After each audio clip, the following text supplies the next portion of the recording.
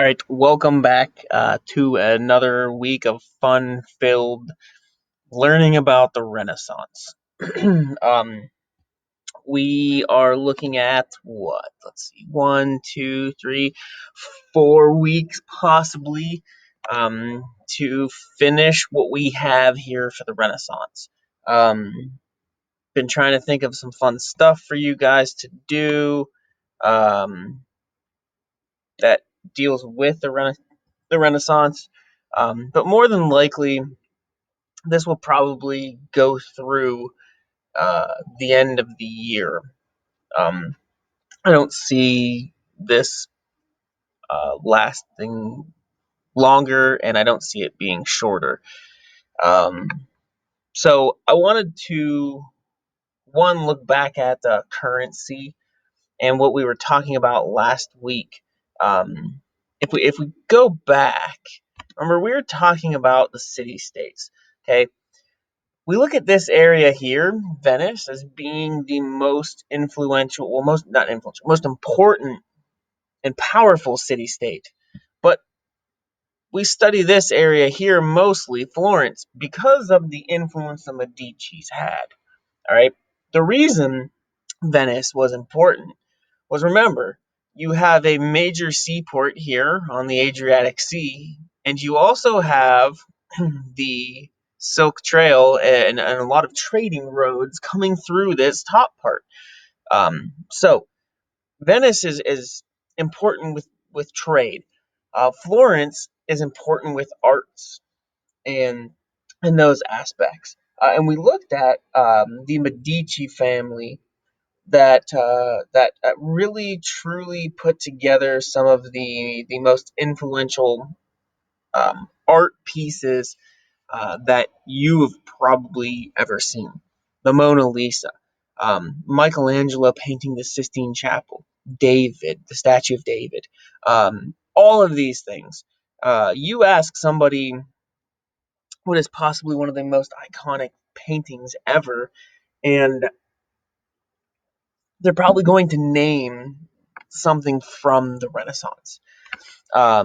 You have, yes, Van Gogh and all of these kind of more modern painters who do have a very influential impact on art, but you kind of go back to this painting and this aspect of the Renaissance because of the influential aspect that it has. We'll look at it like the different uses of from certain paints to a different style of paint that allows these painters to make a mistake and take that paint off and then work over that mistake that they have created um, on accident. And the other thing that's interesting about this is I can't remember what the painting was, but there was a painting that came from the Renaissance that actually was repaint. It was repainted. Um, the hand was repainted like like 3 or 4 times. You could see that the painter did not like what what the hand looked like. So he continuously repainted it until he found that it was what he was looking for. And when you really look at something like that, you're looking at the aspect of, hey, this new style of painting is what's really it's really making this happen. And don't forget that um, without the Medici family and without this Silk Roads that we talk about and all of this trade, and we wouldn't be really looking at the spread of Renaissance ideas, um, because we really wouldn't have you might have had a Renaissance, but it wouldn't have been as influential to future scholars and future people as it is today without the trade. And remember, the trade brings out this currency aspect where you have a single aspect of currency, where now people are using coins, and these coins have to be exchanged, like I was showing you guys with the exchange rates throughout the world. Excuse me. So these currency and trade really, really, really, I can't stress, made and allowed the Renaissance to boom. Um, so let's look at humanism. All right. So humanism, and the reason why I put this picture on here is because it's an iconic painting. Okay. We'll look at it real quick. We'll just do it that way. The Sistine Chapel. If you've never seen the Sistine Chapel, all right. Yes, they're both naked. Okay, so what we were looking at is this entire painting with just a snippet of these two hands coming together. Now, what's interesting about this is that these are humans, just normal human. This right here is God being carried by angels. And we look at it. When you look at this, human, God, think about the finger placement, the hand from both sides. Okay, when you look at it, you look at the human side. Okay, we look at the human side, and actually, I'm going to go with this. So we look here. Notice how his wrist is limp. His fingers are limp. That finger is half-heartedly reaching out to touch God. Okay, but look at God. You could see strong wrist. He is reaching. His thumb is even strong aspect. His pointer finger is straight out pretty much, trying to reach the aspect or touch a human. And look at the little bit of space that's in between. So when you really probably look at Michelangelo in this thought process for this, and you could have probably hundreds of different beliefs and thoughts and theories on what is going on here. But to me, and if you guys would love to rebuttal, you're more than welcome to. When you look at the entirety of this thing, to me, it really just looks like humans are like, yeah, eh, we're gonna touch, maybe we'll get to God, maybe we won't. Um, and we can look at this with this humanism aspect, okay, where we have this belief in humanism, which is uh, talking about obedience first, and we wanted to see that the ideas of education to better understand the world with religion. Okay, it's the two coming together, two meeting at a point, and being able to work as one, and not be separated, which is a lot of what we saw in medieval time. Um, a lot of what humanism goes after is totally against what the Catholic Church is looking at that point in time. Um, they are teaching this way that you have to earn your way into heaven, and you have to follow those seven sacraments. Remember these: baptism, matrimony, reconciliation, anointing of the sick, Eucharist, holy orders, and your confirmation. Okay, you have all of those, and we did go over those. Might have forgot, but we did. You have all of these with humanism. All right, and with before this, those needed to be totally followed to get into heaven. Okay, and if you did not totally follow these, you didn't technically not making it into heaven. Your life depended the way you lived your life depended on if you got into heaven or not. Humanists were looking more at the fact that uh, they, they they they didn't forget religion at all, not even close. In fact, a lot of times they were using religion to strengthen their arguments.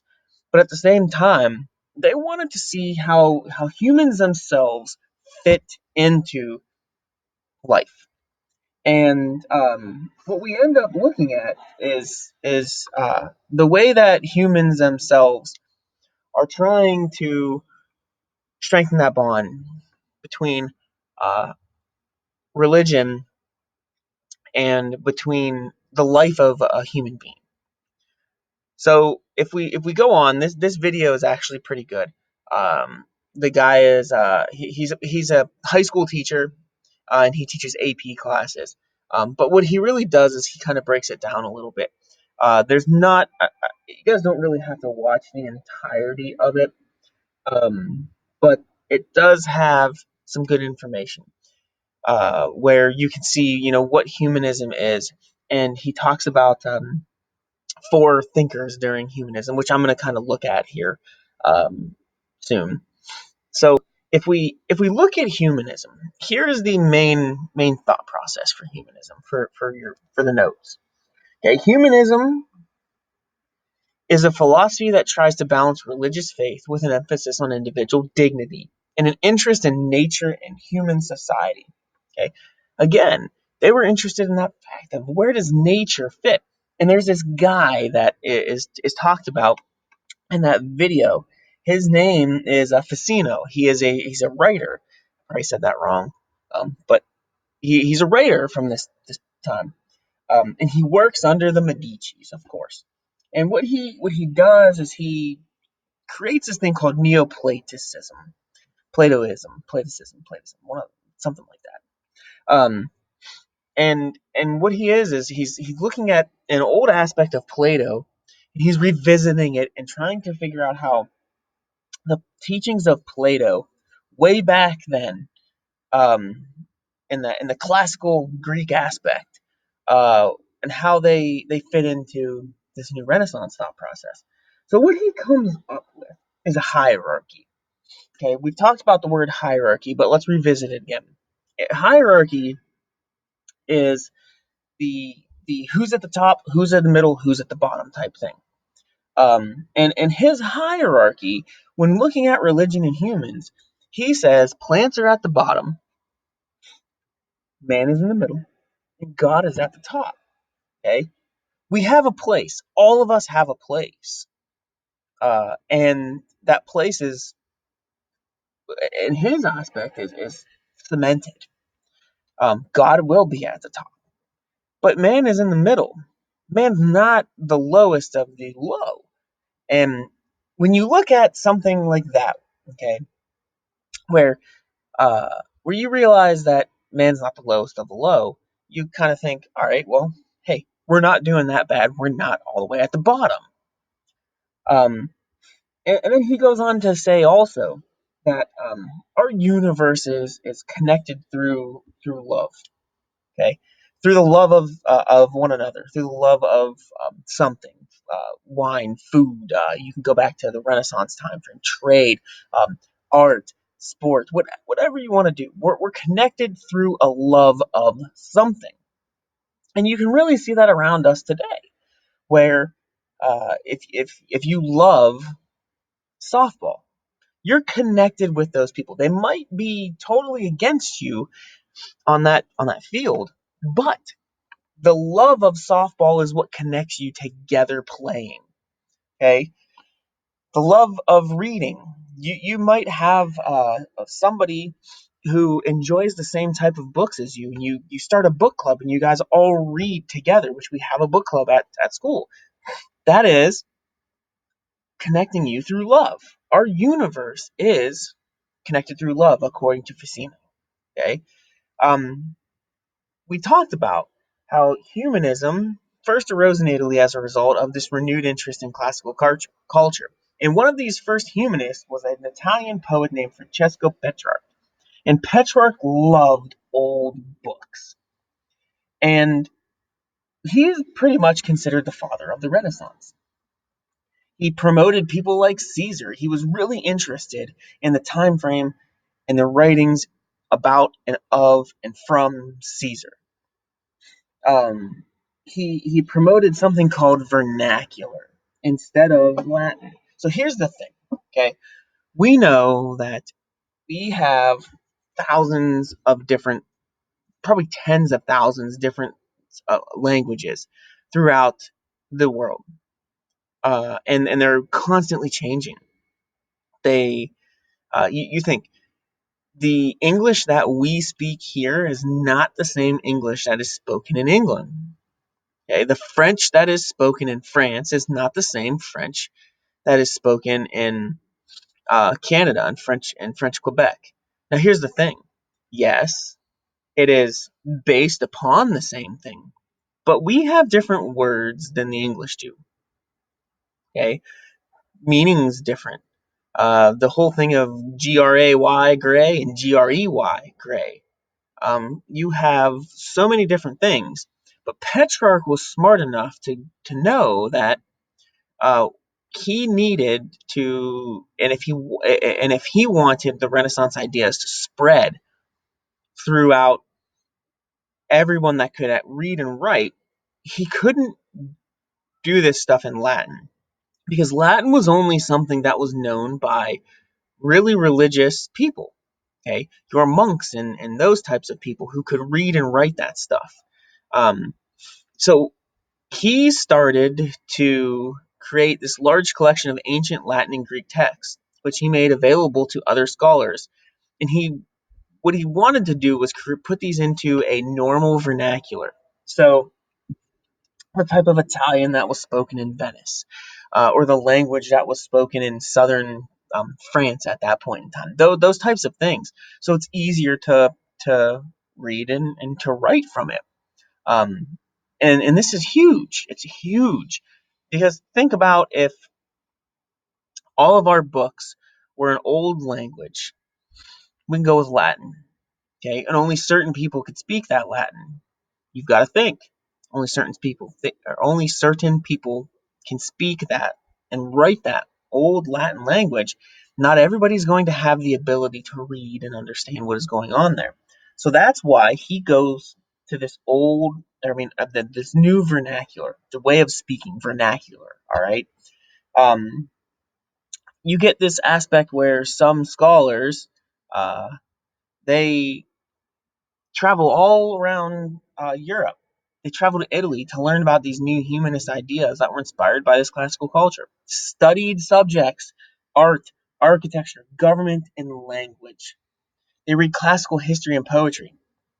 They begin to ask probing questions, like this main question here of what did classical artists find most beautiful about the human body, and how did the Romans construct their buildings?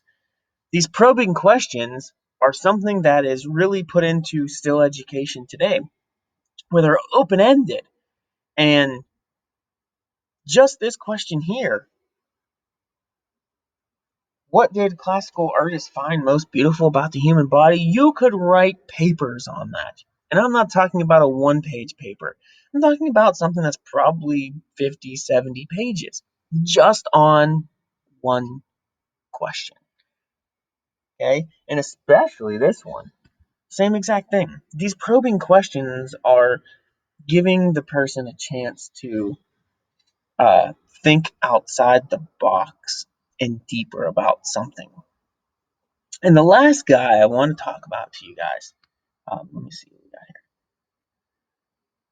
here, um, is this, not this guy that's on the screen, but a guy named Lorenzo Bellum.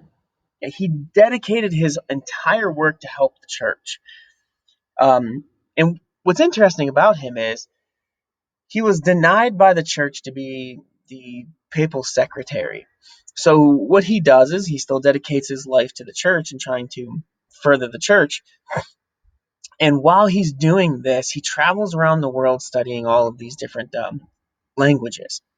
And he gets to this um, paperwork that It's called The Donation of Constantine. And he is reading this paperwork, and he's cross-referencing it through all of these languages and vernaculars of Latin and so forth. And he finds out that the language that is written on this paper is actually 400 years newer than when Constantine died. So this paper couldn't have been written during the death of Constantine. So what he does is he actually finds out that this donation of Constantine that was given like millions of acres to the church was actually a false document. And within that time frame of him finding this out, he is then made the papal secretary because they probably were like, "Holy crap, this guy is pretty dang good." And what else do we not have that's true. Um, so remember, all right, I talked about three guys. Petrarch, he is considered the father of the Renaissance. Petrarch is okay, and he uses vernacular. All right, you have Lorenzo Vallon, who is dedicated to help the church, and he debunks the donation of Constantine. You have Ficino, who works under Medici, and he figures out this hierarchy of plant, human, God. Okay, and remember that humanism is really the foundation of our modern Western thought. We are looking at the beginning of modern Western thought with this. All right. So I'll ask you guys a question out of this. I'll put it in classwork. Make sure you guys are watching this. And I will. I'll talk to you guys on Wednesday. Either tomorrow or Wednesday, I'll put something together where we can get together and maybe talk about this stuff a little bit. So hopefully you guys have a good day, and I'll get your grading done and update your grades for you. If you guys need anything, please feel free to ask. Let me know, and I'll get with you guys as soon as I possibly can. See you guys later.